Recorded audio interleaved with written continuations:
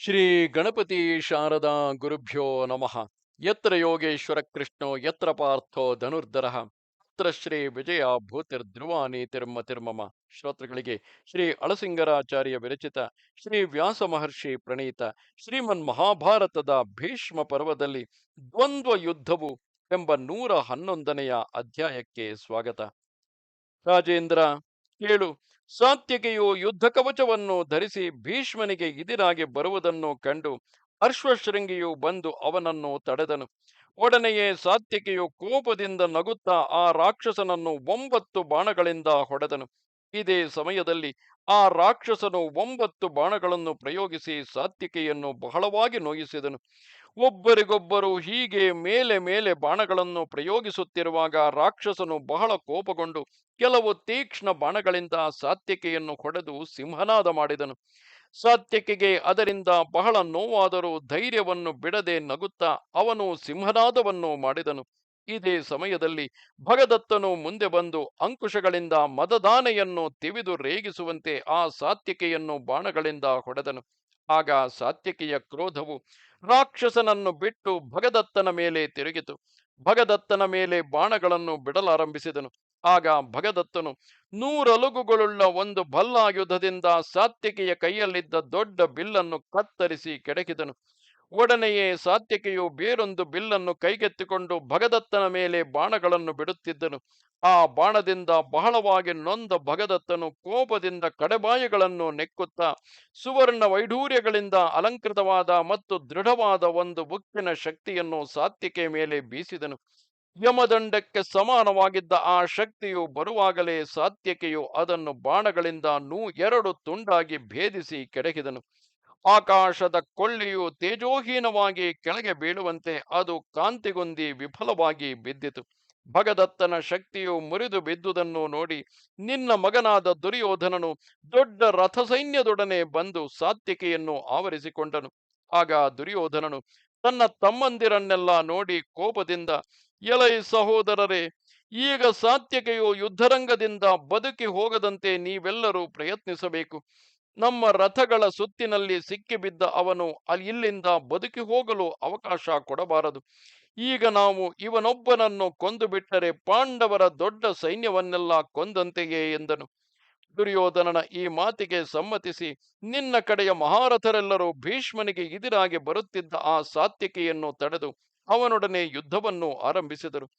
ಅದರಂತೆಯೇ ಭೀಷ್ಮನಿಗೆ ಎದುರಾಗಿ ಬರುತ್ತಿದ್ದ ಅಭಿಮನ್ಯುವನ್ನು ಕಾಂಭೋಜರಾಜನಾದ ಸುದಕ್ಷಿಣನು ಅಡ್ಡಗಟ್ಟಿ ಬಾಣಗಳಿಂದ ಹೊಡೆಯಲಾರಂಭಿಸಿದನು. ಮೊದಲು ಕೆಲವು ಬಾಣಗಳನ್ನು ಬಿಟ್ಟನು. ಆಮೇಲೆ 60 ಬಾಣಗಳನ್ನು ಅವನ ಮೇಲೆ ಪ್ರಯೋಗಿಸಿದನು. ತಿರುಗಿ 5 ಬಾಣಗಳನ್ನು ಬಿಟ್ಟನು. 9 ಬಾಣಗಳಿಂದ ಆ ಅಭಿಮನ್ಯುವಿನ ಸಾರಥಿಯನ್ನು ಹೊಡೆದನು. ಅವರಿಬ್ಬರ ಯುದ್ಧವು ಬಹಳ ತೀವ್ರವಾಯಿತು. ಶಿಖಂಡಿಯು ಭೀಷ್ಮನಿಗೆ ಎದುರಾಗಿ ಬರುವಾಗ ವೃದ್ಧರಾದ ವಿರಾಟ ದ್ರುಪದರಿಬ್ಬರು ಕೌರವ ಸೈನ್ಯವು ಅಡ್ಡಬಾರದಂತೆ ತಡೆಯುತ್ತಾ ಭೀಷ್ಮನನ್ನು ಎದುರಿಸಿ ಬರುತ್ತಿದ್ದರು. ಇದೇ ಸಮಯದಲ್ಲಿ ಅಶ್ವತ್ಥಾಮನು ಬಂದು ಅವನನ್ನು ತಡೆದನು. ವಿರಾಟ ದ್ರುಪದರಿಗೂ ಅಶ್ವತ್ಥಾಮನಿಗೂ ಯುದ್ಧವು ಆರಂಭವಾಯಿತು. ವಿರಾಟನು 10 ಬಾಣಗಳಿಂದಲೂ ದ್ರುಪದನು 3 ಬಾಣಗಳಿಂದಲೂ ಅಶ್ವತ್ಥಾಮನನ್ನು ಹೊಡೆದರು. ಅಶ್ವತ್ಥಾಮನು ಅವರಿಬ್ಬರನ್ನು ಅನೇಕ ಬಾಣಗಳಿಂದ ಪ್ರಹರಿಸುತ್ತಿದ್ದನು. ರಾಜೇಂದ್ರ, ಆ ಮುದುಕರಿಬ್ಬರ ಪರಾಕ್ರಮವು ನೋಡುವವರಿಗೆ ಆಶ್ಚರ್ಯಕರವಾಯಿತು. ತರುಣನು ವೀರನು ಆದ ಅಶ್ವತ್ಥಾಮನು ಬಿಟ್ಟ ಬಾಣಗಳನ್ನೆಲ್ಲ ಆ ವೃದ್ಧರಿಬ್ಬರು ಭೇದಿಸಿ ಕೆಡಹುತ್ತಿದ್ದರು. ಇದೇ ಸಮಯದಲ್ಲಿ ಕೃಪನು ಭೀಷ್ಮನಿಗೆ ಎದುರಾಗಿ ಬರುತ್ತಿದ್ದ ಸಹದೇವನನ್ನು ಕಾಡಿನಲ್ಲಿ ಮದದಾನೆಯನ್ನು ತಡೆದು ನಿಲ್ಲಿಸುವಂತೆ ತಡೆದು 70 ಬಾಣಗಳಿಂದ ಸಹದೇವನನ್ನು ಹೊಡೆದನು. ಆಗ ಸಹದೇವನು ಕೃಪನ ಕೈಯಲ್ಲಿದ್ದ ಬಿಲ್ಲನ್ನು 70 ಬಾಣಗಳಿಂದ ಭೇದಿಸಿ ನಿರಾಯುಧನಾದ ಅವನನ್ನು 9 ಬಾಣಗಳಿಂದ ಹೊಡೆದನು. ಅಷ್ಟರಲ್ಲಿಯೇ ಕೃಪನು ಬೇರೆ ಬಿಲ್ಲನ್ನೆತ್ತಿಕೊಂಡು 9 ಬಾಣಗಳನ್ನು ಸಹದೇವನ ಎದೆಗೆ ಗುರಿಯಿಟ್ಟು ಹೊಡೆದನು. ಸಹದೇವನು ಕೃಪನನ್ನು ಅನೇಕ ಬಾಣಗಳಿಂದ ಹೊಡೆದನು. ಭೀಷ್ಮನನ್ನು ಹೇಗಾದರೂ ಕಾಪಾಡಬೇಕೆಂದು ಕೃಪನು, ಭೀಷ್ಮನನ್ನು ಹೇಗಾದರೂ ಕೊಲ್ಲಬೇಕೆಂದು ಸಹದೇವನು ಅನ್ಯೋನ್ಯ ಸ್ಪರ್ಧೆಯಿಂದ ಭಯಂಕರ ಯುದ್ಧವನ್ನು ಆರಂಭಿಸಿದರು.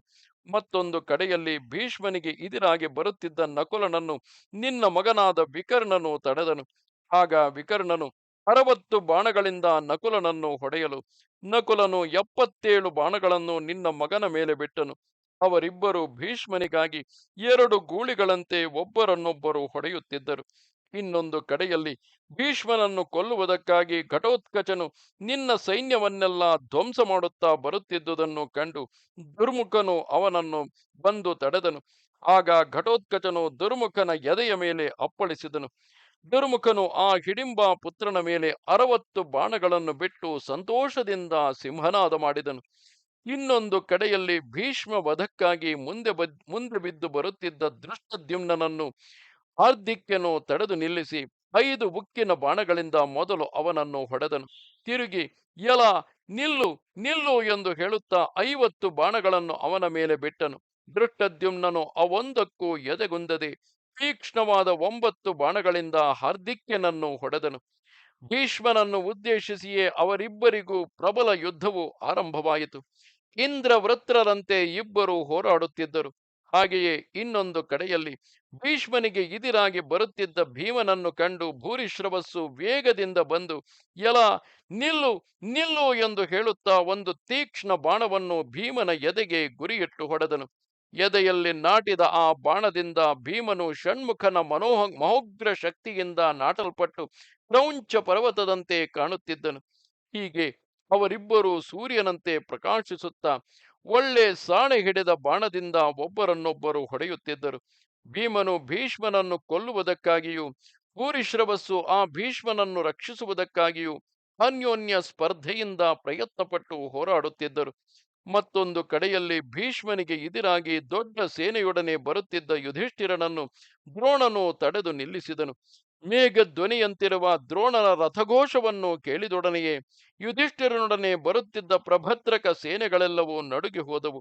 ಆ ದೊಡ್ಡ ಸೈನ್ಯಕ್ಕೆ ದ್ರೋಣನನ್ನು ದಾಟಿ ಒಂದು ಹೆಜ್ಜೆಯನ್ನಾದರೂ ಇಡುವುದಕ್ಕೆ ಸಾಧ್ಯವಿಲ್ಲದೆ ಹೋಯಿತು. ಇನ್ನೊಂದು ಕಡೆಯಿಂದ ಭೀಷ್ಮನಿಗೆ ಎದುರಾಗಿ ಬರುತ್ತಿದ್ದ ಚೇಕಿತಾನನನ್ನು ನಿನ್ನ ಮಗನಾದ ಚಿತ್ರಸೇನನು ಎದುರಿಸಿ ನಿಂತನು.